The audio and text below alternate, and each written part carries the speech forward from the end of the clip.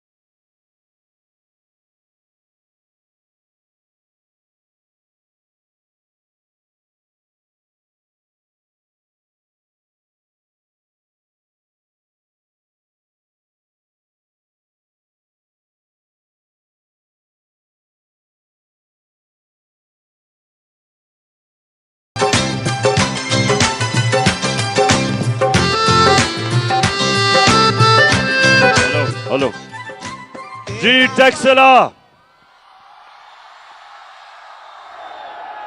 माशाल्लाह। मैं आपके पहले तो शानदार इस्तकबाल का शुक्रिया अदा करना चाहता हूं, लेकिन उसके अलावा मैं जो आपके अंदर शऊर देख रहा हूं उसका सलाम करना चाहता हूं आपको। और आज मैं अपनी बहनों को खास तौर पे खुशामदीद कहता हूं। कभी मैंने इतनी तादाद में टैक्सला में इतनी तादाद में ख्वातीन नहीं देखी, और ये बड़ा अच्छा, हमारी आजादी की तारीख में ये एक बड़ी खुशाइन चीज है। अच्छा, मैं सरवर खान, सबसे पहले मैं आज आपके टैक्सला के कौम के सामने, सरवर खान, आप मेरे साथ हर मुश्किल वक्त पे खड़े रहे हैं।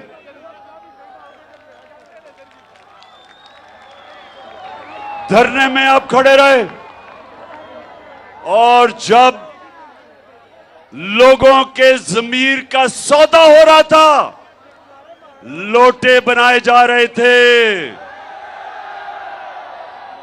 सरवर खान आप मेरे साथ खड़े रहे। और मैं आज आपके हलके के अंदर सबको बताना चाहता हूं कि इस तरह के इस मुल्क को सियासतदान चाहिए जिनके ज़मीर की कोई कीमत नहीं होती।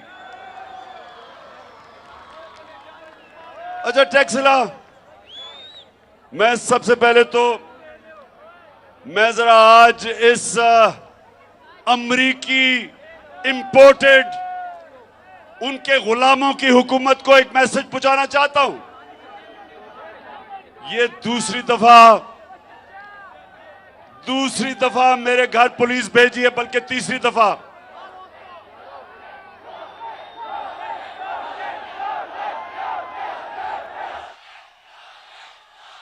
तो इंपोर्टेड हुकूमत सुन लो, ये बजाय ये धमकियां देने के पकड़ के जेल में डाल ही दो। और मैं ये आज आपको अपनी सारी कौम को गवाह बना के इस इंपोर्टेड हुकूमत को एक पैगाम देना चाहता हूं कि इस मुल्क में जो हकीकी आजादी की तहरीक चल पड़ी है, तुम जितने मर्जी लोगों को जेलों में डालोगे, तुम्हारे पास इतने जेल नहीं। कौम तैयार है, मैं भी तैयार हूं जेलों के लिए, मेरी कौम भी तैयार है। ना हमें तुम्हारे जेलों से कोई खौफ है, ना तुम्हारी नामालूम टेलीफोन की धमकियों से कोई खौफ है, और ना ये जो हर दूसरे दिन हमें डराने की कोशिश की जाती है। सब सुन लो, पाकिस्तानी कौम ने खौफ का बुत तोड़ दिया है। ला इलाहा इल्लल्लाह मेरी कौम के दिलों में चला गया है। जिसके दिल में ला इलाहा इल्लल्लाह चला जाए, जिसका ईमान ला इलाहा इल्लल्लाह पे खड़ा हो जाए, वो किसी के सामने सिवाय अल्लाह के झुकता नहीं है। तो ये कौम आज तैयार है, मेरी कौम तैयार है। पहले बताओ, टेक्सला तैयार हो?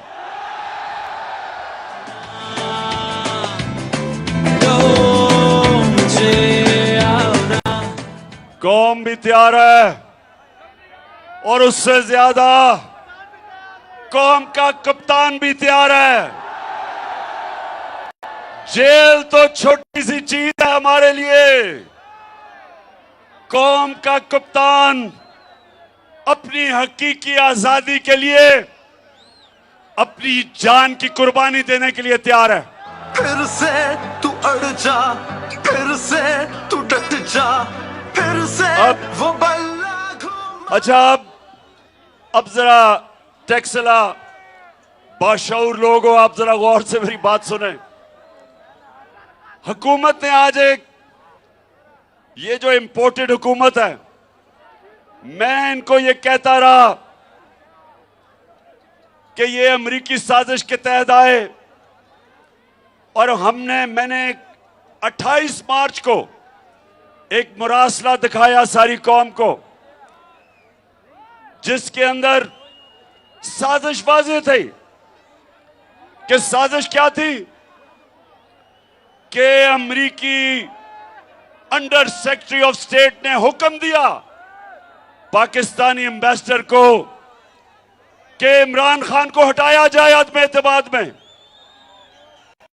और उसके बाद उसने ये भी कहा कि अगर इमरान खान को हटा दिया अपने अदम एतमाद में,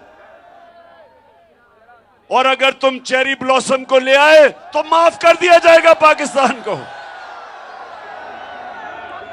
अब डीजल पे बाद में आता हूं, डीजल पे सुने जरा, डीजल पे बाद में आता हूं। तो उस टेक्सला, उस मरासले में क्या था? उसमें उन्होंने कहा कि इमरान खान को हटाना पड़ेगा, और उसमें उन्होंने यह कहा कि अगर इमरान खान को हटा गया तो पीछे तो अचकन पहन के शहबाज शरीफ इंतजार कर रहा था। तो उन्होंने कहा कि अगर वो हटा दिया गया तो हम माफ कर देंगे। अच्छा, अब टेक्सला सुनो जरा क्या हुआ। मैं सारी जगह मुरासला लेके दिखाया, भी नेशनल सिक्योरिटी काउंसिल में लेके गया, मैंने असेंबली में भिजवाया, स्पीकर ने चीफ जस्टिस को भिजवाया, उसके अलावा प्रेसिडेंट ऑफ पाकिस्तान ने चीफ जस्टिस को भिजवाया कि इंक्वायरी होनी चाहिए। अच्छा, ये जो इंपोर्टेड हुकूमत थी, ये बार बार कहें कि कोई मुरासला नहीं है, इन्होंने कहा कि कोई खत नहीं है, और इनकी जो सबसे बड़ी स्पोक्स पर्सन मरियम, उसने कहा ये झूठ है।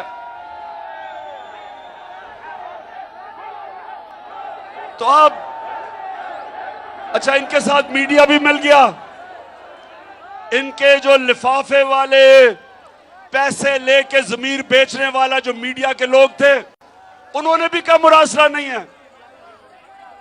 फिर क्या हुआ? और मीडिया इनके कंट्रोल में, मीडिया में जो हमारी हिमायत करता है उनको धमकियां, सोशल मीडिया के ऊपर पकड़ के नौजवानों को जेलों में। तो इन्होंने कहा कि जनाब कोई मुरासला नहीं है और वो दब गया।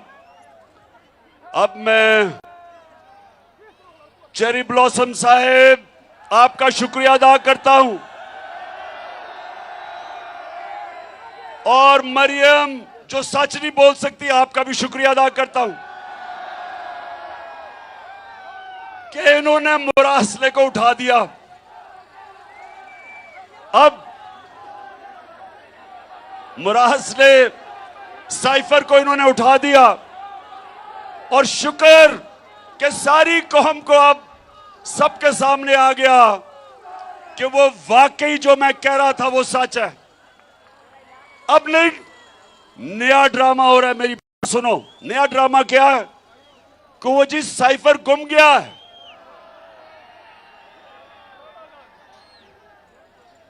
मरियम बीबी वो साइफर नहीं गुमा। आप चाहेंगी कि गुम हो जाए क्योंकि पता चल जाएगा कि आपके वालिद ने और चाचे ने अमेरिकनों के साथ मिलकर साजिश करके हमारी हुकूमत गिराई। आप चाहेंगी, लेकिन अगर आप अपने फॉरेन ऑफिस से पूछे तो कॉपी पड़ी हुई है वहां, मास्टर कॉपी फॉरेन ऑफिस में है। अच्छा टैक्सिला, अच्छा डीजल का पूछना चाहते थे?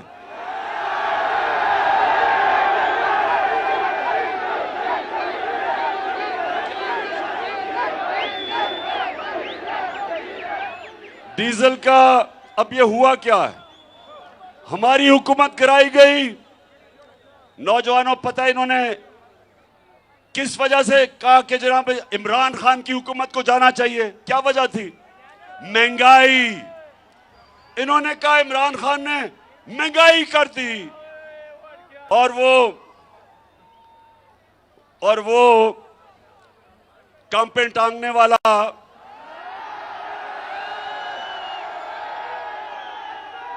उसने महंगाई मार्च कर दी। वो महंगाई मार्च बेचारे सिंध के गरीब लोगों के पैसे के ऊपर उसने करोड़ों रुपया खर्च करके इस्लामाबाद पहुंच गया महंगाई मार्च पे। लेकिन लोगों को सिर्फ याद आया एक नया लफ्ज उसने निकाला, कांपे टांग रही है। तो इन्होंने महंगाई कि जी महंगाई कर दी इमरान खान ने। तो अब टैक्सला 5 महीने के अंदर इस मुल्क में 50 साल के बाद सबसे ज्यादा महंगाई हुई है। जिन जिन के घरों में बिजली के बिल आए हैं, बिजली दुगनी से भी बढ़ गई है। गैस सर्दियों में 250% बढ़ने वाली है। आटा जो 55 किलो का 55 रुपए का 1 किलो था, 55 रुपए किलो आटा हमारे दौर में आज 100 रुपए से ऊपर निकल गया। हमारे जमाने में आलमी मंडी में तेल हमारे जमाने में $100 से $115 पे था और हमारे जमाने में पेट्रोल की कीमत 150 रुपए लीटर थी और फजलुर रहमान की कीमत 145 रुपए लीटर थी।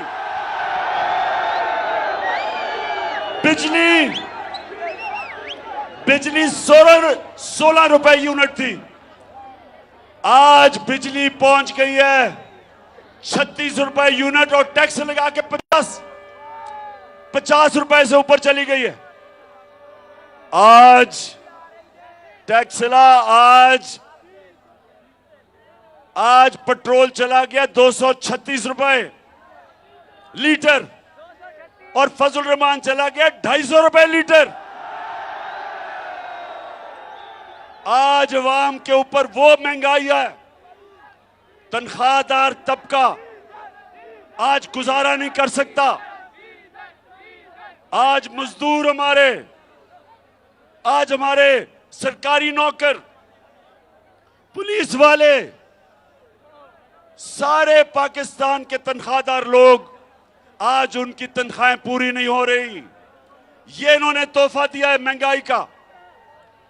और उसके अलावा हमारी मायशत जो हुकूमत की इकोनॉमिक सर्वे के मुताबिक 17 साल में बेहतरीन ऊपर जा रही थी, आज नीचे तेजी से जा रही है। महंगाई उस्मानों पे, बेरोजगारी बढ़ रही है, मायशत नीचे। और ये था तोहफा इस इंपोर्टेड हुकूमत का। और इसलिए मैं टेक्सला आपके पास क्यों आया हूं, मैं सारे पाकिस्तान में क्यों जा रहा हूं, कि ये वक्त है कि मेरी कौम इस जुल्म के निजाम के खिलाफ खड़ी हो।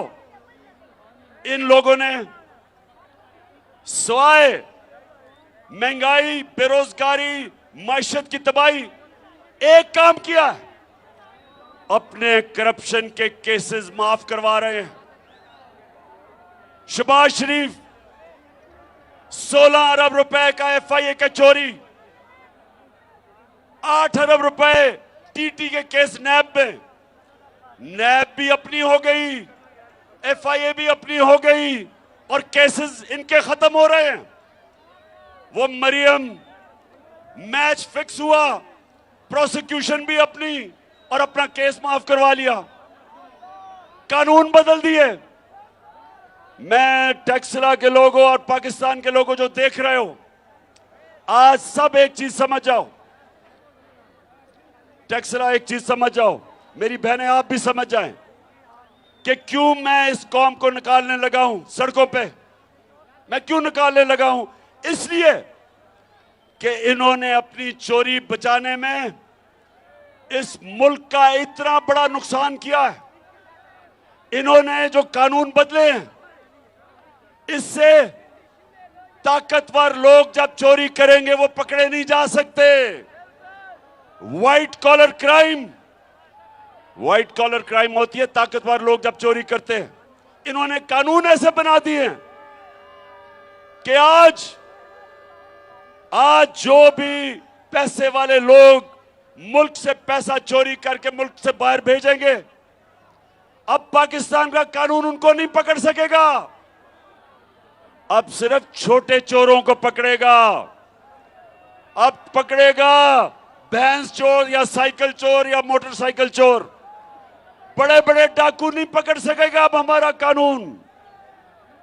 और इसलिए मेरे नबी सल्लल्लाहु अलैहि वसल्लम ने कहा था कि जो कौमें छोटे चोरों को पकड़ती हैं और बड़े डाकुओं को नहीं पकड़ सकती, वो तबाह हो जाती है, वो कौमें तबाह हो जाती है।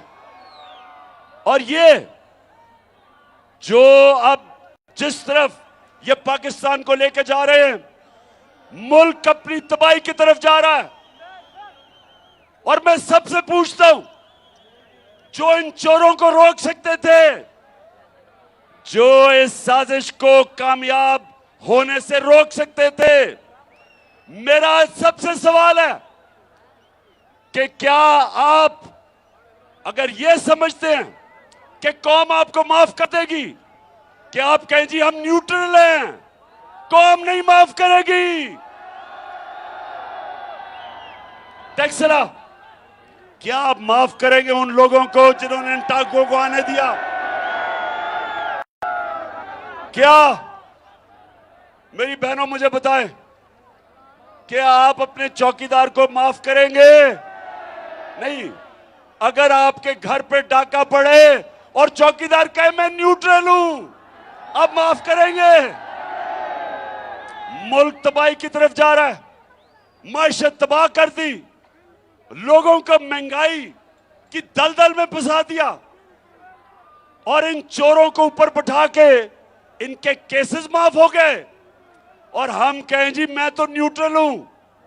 मुल्क तबाही की तरफ जा रहा है, कौम सब उन लोगों की तरफ देखती है, उन इदारों की तरफ देखती है जो इनको रोक सकते थे, इन चोरों को। और जो ये देख रहे हैं कि एक के बाद दूसरा वो इसहाक डार आ गया है, इसहाक डार का मैं आपको बता दूं, दुनिया में मैंने बड़े बड़े बुज़दिल लोग देखे हैं। नवाज शरीफ बड़ा बुज़दिल आदमी है जो हमेशा बाहर भाग जाता है, मुल्क पे पैसा चोरी करने आता है और जैसे ही कोई इसको पकड़ने लगता है बाहर भाग जाता है, फिर एनआरओ लेके वापस आ जाता है। लेकिन अगर नवाज शरीफ से भी मैंने कोई बुज़दिल आदमी देखा है, उसका नाम है इसहाक डार। जो वो बिलावल कहते हैं ना, काम पे टांगती हैं, वो डार की काम पे टांगती है। और मैं मान ही नहीं सकता, मैं सारी कौम के सामने कह रहा हूं कि जब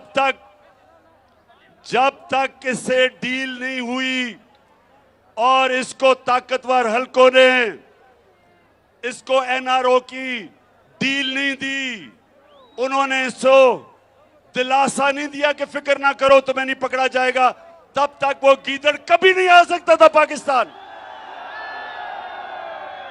तो मैं आज फिर कहता हूं कि ये मेरे नबी सल्लल्लाहु अलैहि वसल्लम ने एक कौम की तबाही का रास्ता बता दिया था आज से 1500 साल पहले, कि जो कौमें बड़े बड़े डाकुओं को नहीं पकड़ सकती और सिर्फ छोटे चोरों को पकड़ती है, वो मर जाती हैं, कौमें तबाह हो जाती हैं।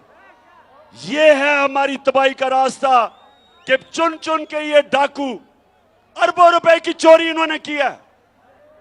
इन्होंने जो एनआरओ लिया है, टैक्सला जो इन्होंने एनआरओ लिया है यानी चोरी माफ करवाई है, वो इस कौम का कितना पैसा था? 1100 अरब रुपया, 1100 अरब रुपया इस कौम का माफ करवाया है। और अगर इसके ऊपर मेरी कौम मेरे साथ नहीं निकलेगी तो कौम का कोई मुस्तकबिल नहीं है। आप नौजवानों, आपका कोई मुस्तकबिल नहीं है इन चोरों के नीचे। जिस कौम में इस तरह के लोग ऊपर बैठ जाएं, उस कौम का कोई मुस्तकबिल नहीं है। जब मुशर्रफ ने पहले एनआरओ दिया 2007 में, जब इन दोनों करप्ट जरदारी और नवाज शरीफ को एनआरओ दिया, आप जानते हैं इस कौम के ऊपर क्या गुजरी? इन्होंने 2008 से और 18 तक 4 गुना पाकिस्तान के कर्जे बढ़ाए। इन्होंने जो मुल्क को लूटा, 4 गुना ज्यादा इस मुल्क का कर्जा बढ़ा। 6000 अरब से 30,000 अरब पे हमारा कर्जा चला गया। जो करप्शन के केसेस इनके 10 साल में थे, अब इनको फिर एनआरओ मिल गया। अब ये फिर आके तैयारी कर रहे हैं लूटने के लिए। मरियम क्या कहती शहबाज शरीफ को कि अंकल मेरे दामाद का 60-70 करोड़ रुपया जो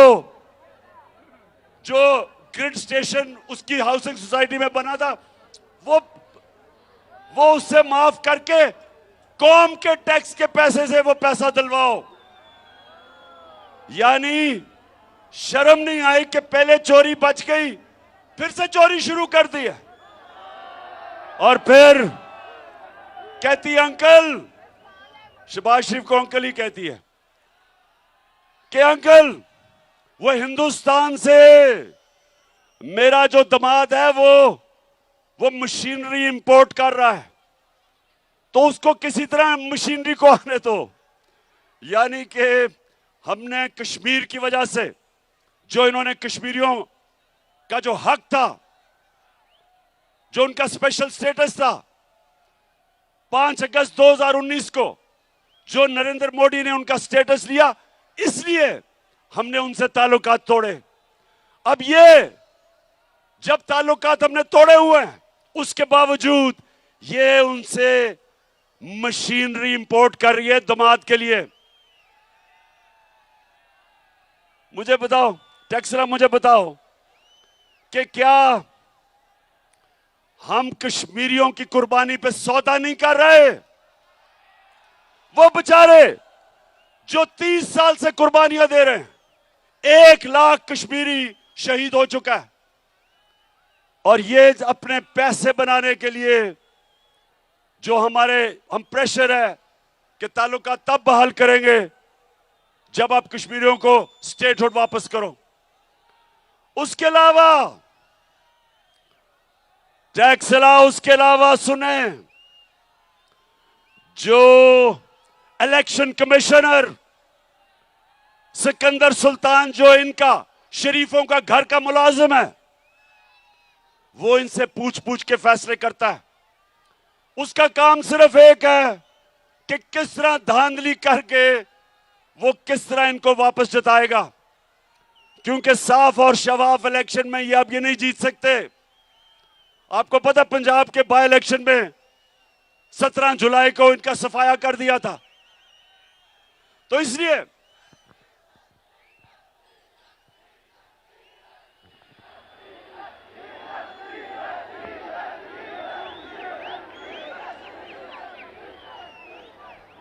हाँ, तो टैक्सला आप पहले बताओ, तैयार हो आप?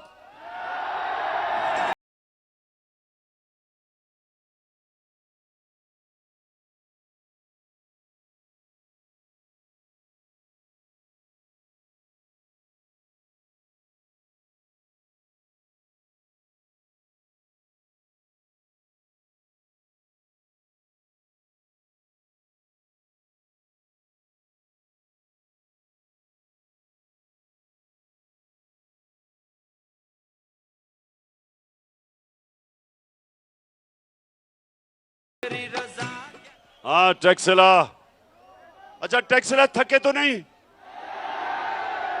हाँ मैं बस चेक कर रहा था। बहनें तो इधर बिल्कुल ही थकी, माशाल्लाह, जुनून उनका कायम है।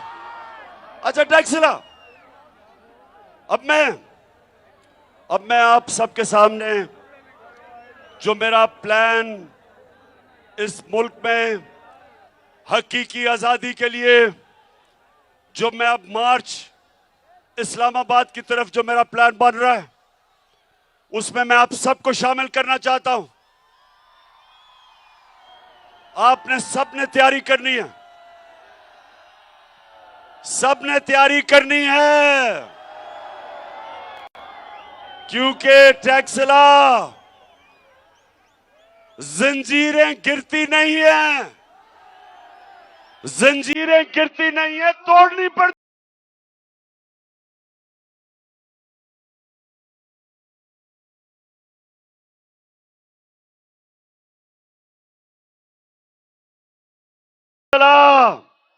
आजादी, आजादी कोई प्लेट में रख के नहीं देता, आजादी छीननी पड़ती है। ये जो ऊपर मुसल्लत किए हुए हैं और जो इनके हैंडलर्स हैं, सब तैयार हो जाओ। मैं आज अपनी सारी कौम को पैगाम दे रहा हूं, जिधर भी आप हो, आप ये याद रखो कि ये एक तहरीक बनी, पाकिस्तान बनाने के लिए एक तहरीक थी, तहरीक पाकिस्तान, और ये उसके बाद 75 साल के बाद ये पाकिस्तान को हकीकी तौर पे आजाद करने के लिए अब ये दूसरी तहरीक है। जब अर्ज़े खुदा के काबे से सब बुत उठवाए जाएंगे, हम रहले सफा मरदूदे हरम मसनद पे बिठाए जाएंगे, सब ताज उठाले जाएंगे, सब तख्त गिराए जाएंगे, हम देखेंगे, लाजिम है कि हम भी देखेंगे, हम देखेंगे। हमने अपने आप को आजाद करवाने के लिए ये सारे बुत तोड़ने हैं। खौफ का बुत सबसे पहले, और ये जो चोर हमारे पर मुसल्लत किए हैं, इनसे अपने आप को आजाद करने के लिए, हमेशा के लिए, ये हमारा दूसरी मिशन है। और तीसरी चीज, मुल्क में सुन लो टैक्सला, कानून की बालादस्ती कायम करने के लिए, जिसको कहते हैं रूल ऑफ लॉ, इंसाफ लाने के लिए आज तक क्यों नहीं इंसाफ आया? क्यों नहीं इंसाफ आया आज तक पाकिस्तान में? क्योंकि ताकतवर अपने आप को कानून के नीचे नहीं लाना चाहता, वो अपने आप को कानून से ऊपर रखना चाहता है। मेरे नबी सल्लल्लाहु अलैहि वसल्लम के पास जब लोग आए और उन्होंने कहा कि ऐ नबी, एक कुरैश की लड़की को चोरी करने पर सजा मिल गई है।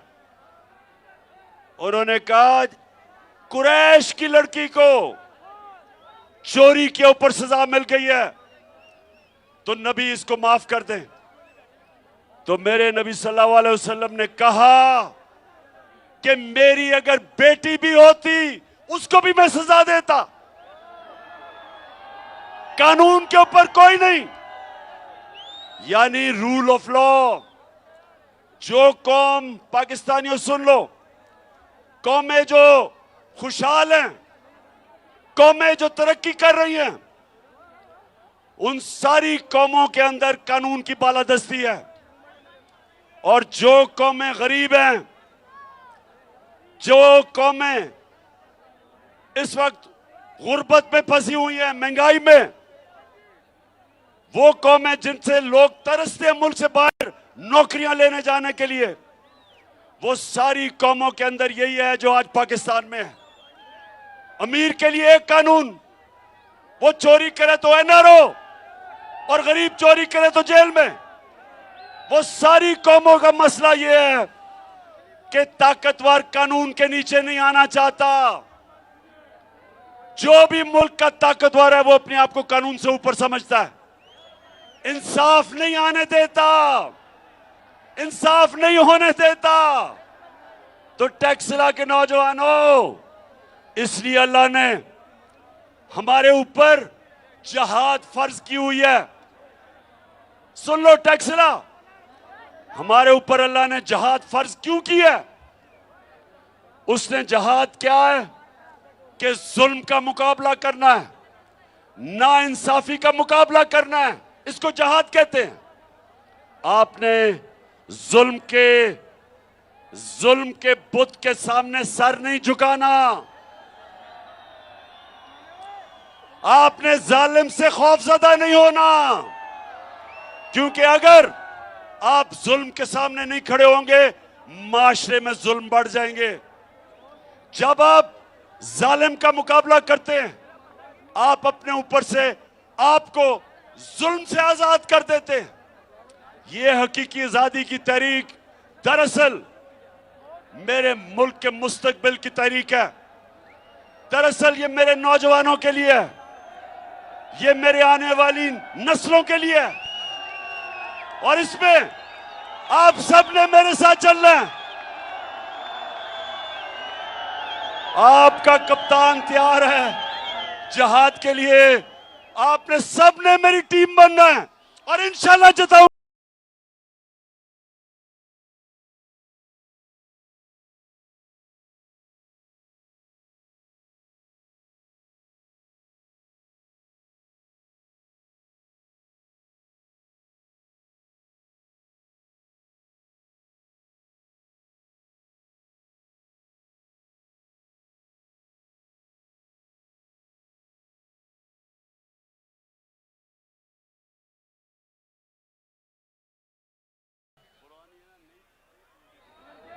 अच्छा टैक्सला, मैं सिर्फ आपको बताना चाहता हूं, मैं सिर्फ अब आपको वीडियो दिखाना चाहता हूं कि कितना बड़ा जुल्म हुआ है मुल्क से। अभी देखना, और ये क्या है, ये वीडियो क्या है? क्योंकि अभी उन्होंने मरियम को बरी कर दिया कि जी उसने कोई बेचारी बेकसूर है। अब जरा ये वीडियो देखें, और मैं इसमें आपको सिर्फ ये बताना चाहता हूं कि कैसे जालिम के लिए एक कानून, ताकतवर के लिए एक कानून और बेचारे गरीब लोगों के लिए दूसरा कानून। ये जरा दिखाएं है कि आपको ये प्रॉपर्टी आप ले सकते हैं क्योंकि आपने मे फेयर के अंदर जो आपकी 4 अपार्टमेंट्स हैं उनकी 1 अरब से ज्यादा, 1 अरब रुपए से ज्यादा उनकी कीमत है। अब 4.5 अरब तक पहुंच गई है उनकी कीमत। आपने अपनी जो टैक्स में टोटल आमदनी बताई है 94 में 1.5 लाख रुपए है। मुझे ये बताएं कि आपने अरबों रुपए की मे फेयर में प्रॉपर्टी खरीदी कैसे? सुन लिया, ये आज से 10 साल पहले टैक्स सुनो जरा, क्योंकि आपको भी और दिखाऊंगा, पहले आप समझ लें। 10 साल पहले बैठ जाओ ना, वो कह रहे हैं बैठ जाओ। ओ जरा बैठ जाए सामने, बैठ जाओ, वो नहीं देख सकते, वो बैठ जाओ। अच्छा 10 साल पहले इनकी, मैंने ये जो आप देख रहे थे, मैंने इंकशाफ किया कि अरबों रुपए की इनकी लंदन के सबसे महंगे में 4 अपार्टमेंट्स थी। पैसा किधर से आया? तो पीछे हो जाओ। अच्छा अब सुने जरा, तो ये जब आया तो मरियम वो जवाब देती है, जरा ये सुने उसका जवाब क्या है। इस तरह मुझे लगा कि आप लोगों को बेवकूफ नहीं बना सकते। मेरी सेंट्रल लंदन में प्रॉपर्टीज तो दूर की बात है, मेरी पाकिस्तान में भी कोई प्रॉपर्टी नहीं है। मैं अपने वालिद के साथ है और मुझे समझ नहीं आई कि मेरी और मेरी वालदा की और बहन भाइयों की प्रॉपर्टीज ये कहाँ से निकाल के ले आए हैं। मेरे नाम पाकिस्तान में कोई प्रॉपर्टी नहीं है, ये तो इंग्लैंड की बात है। पाकिस्तान में भी बेचारी की कोई प्रॉपर्टी नहीं है, तो लंदन में किधर से आनी थी? अच्छा मरियम बेचारी को एक चीज का नहीं पता था, टैक्सला, वो बेचारी मरियम को एक चीज का नहीं पता था कि अल्लाह अल हक है, वो सच का खुदा है, वो सच सामने ले आता है। तो उसको नहीं पता था कि एक इंटरनेशनल इंकशाफ होता है, पैनामा पेपर्स, दुनिया में बड़े बड़े प्राइम मिनिस्टर्स उनका इंकशाफ होता है कि उन्होंने अपनी अरबों रुपए की प्रॉपर्टीज छुपाई हुई थी बाहर, वो इंकशाफ हो जाता है, उसमें बेचारी मरियम भी फंस जाती है। नवाज शरीफ, मरियम नवाज, हसन नवाज और हुसैन नवाज के बैरून मुल्क खुफिया असासों का इंकशाफ। पनामा लीक्स ने बैरून मुल्क खुफिया दौलत का भांडा फोड़। अच्छा जब ये इंकशाफ हो जाता है तो मरियम के भाई क्या कहते हैं, हुसैन शरीफ, ये सुने। इस बात को तस्लीम करता हूँ कि अल्हम्दुलिल्लाह पाक लेन के ऊपर जो अपार्टमेंट्स हैं वो अल्हम्दुलिल्लाह हमारे हैं। मैं इस बात को तस्लीम करता हूँ कि उनको ऑफशोर कंपनीज नेस्कॉल लिमिटेड और नीलसन लिमिटेड जो है उनको ओन करती हैं, और मैं आपको ये भी अर्ज करता हूँ उनको होल्ड कर रही है इस वक्त मरियम नवाज शरीफ, मेरी हमशीरा जो है। ठीक है जी, ठीक है जी, ठीक है। उसने कहा कि लंदन तो छोड़ो, पाकिस्तान में भी कोई प्रॉपर्टी नहीं है। इंकशाफ होता है 4 साल के बाद और भाई साहब खुद ही कह देते हैं कि वो 4 महल्लात मरियम के हैं। अब मुझे यह समझाएं कि अदालत ने इसे कैसे बरी कर दिया। 4 बड़े बड़े महल्लात हैं। हाँ ये देखें, ये लंदन की महंगी जगहों के ऊपर अरबों रुपए का पैसा है, तो अदालत इन्हें कैसे छोड़ देती है। मैं यकीन दिलाता हूं टैक्सरा, मैं जरा आपको यकीन दिलाता हूं, अगर कोई कमजोर सा आदमी, कोई मजदूर, कोई बेचारा किसान, कोई छोटा सरकारी नौकर, अगर उसके ये निकलाते बड़े बड़े अपार्टमेंट्स, तो पुलिस ने उसको जेल में डाल के वो छितरौल करना था कि अगर उसके नहीं भी होते उसने कहना था हाँ जी मेरे ही हैं। तो ये मैं कह रहा हूं फर्क है कि ताकतवर और कमजोर में फर्क देखें।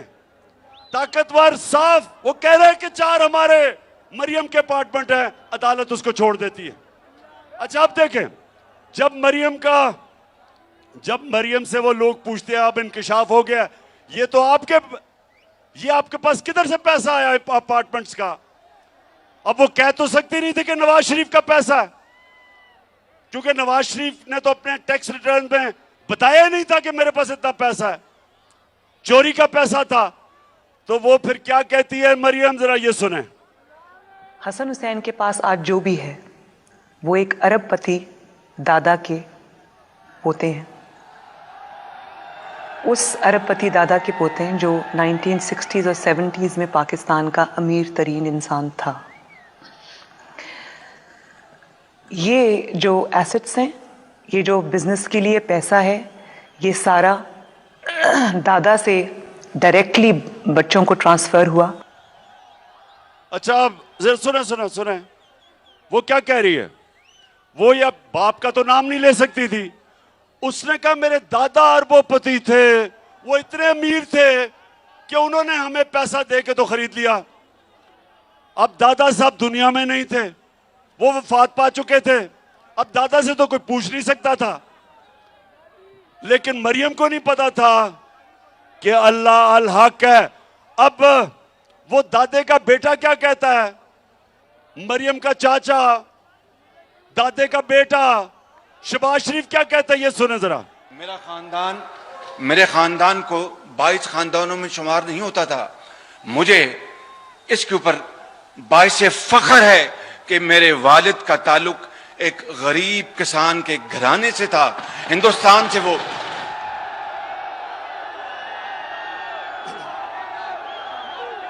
अच्छा, अब टैक्सला, मैं जो आपको समझा रहा हूं आपको समझ आ गई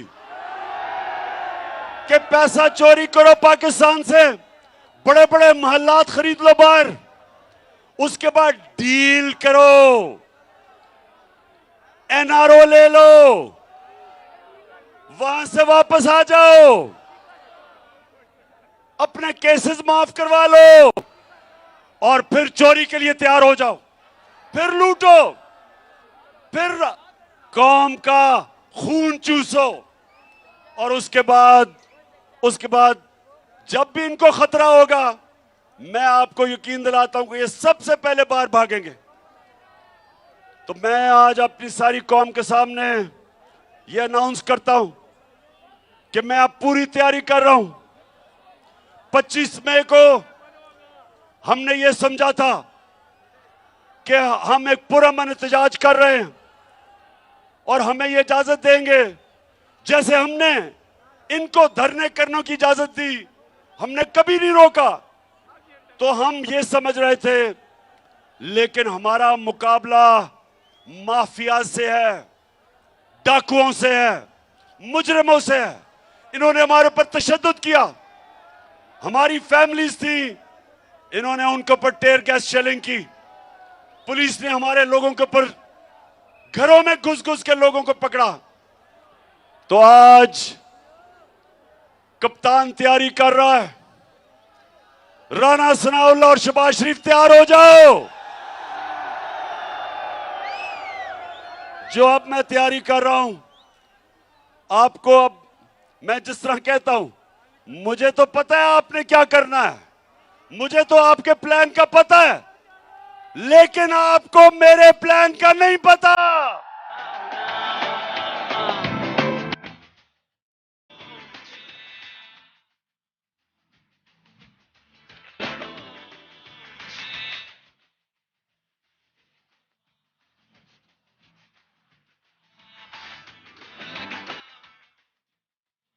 हाँ टैक्सला, जो अब तैयारी हो रही है, इंशाल्लाह मैं आपके सामने पेशन गोई कर रहा हूं। पहले ये जो मैं तैयारी कर रहा हूं,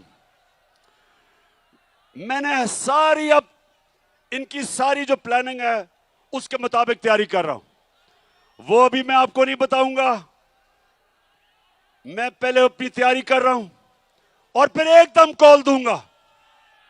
आप सब ने तैयार होना है, सब ने तैयार होना है, और इंशाअल्लाह अपने मुल्क को हम हकीकी तौर पे आजाद करेंगे। और तब जब कानून की बालादस्ती कायम होगी, जब कानून की हुक्मरानी होगी, जब अदल और इंसाफ होगा,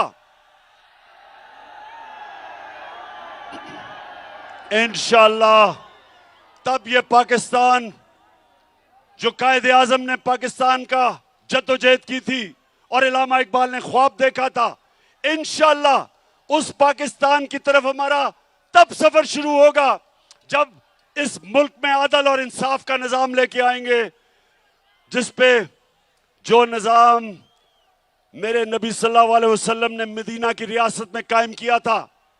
पहले इंसाफ आता है, फिर खुशहाली आती है। खुशहाली इंसाफ के बगैर नहीं आती। और अगर चोरों को आप मुल्क के ऊपर बैठा दें तो वो मुल्क तबाही की तरफ जाता है। तो इसलिए सबने मेरी कॉल की इंतजार करनी है, ज्यादा देर नहीं है, प्लानिंग पूरी कर रहा हूं और इंशाअल्लाह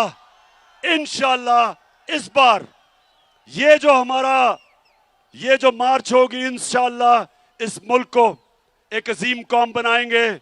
वो कौम बनाएंगे जो इंशाअल्लाह हर पाकिस्तानी, ये दिन आएगा जब दुनिया में हरा पासपोर्ट लेके जाएगा, लोग उसको इज्जत करेंगे, इज्जत सी नजर से देखेंगे। पाकिस्तान जिंदाबाद।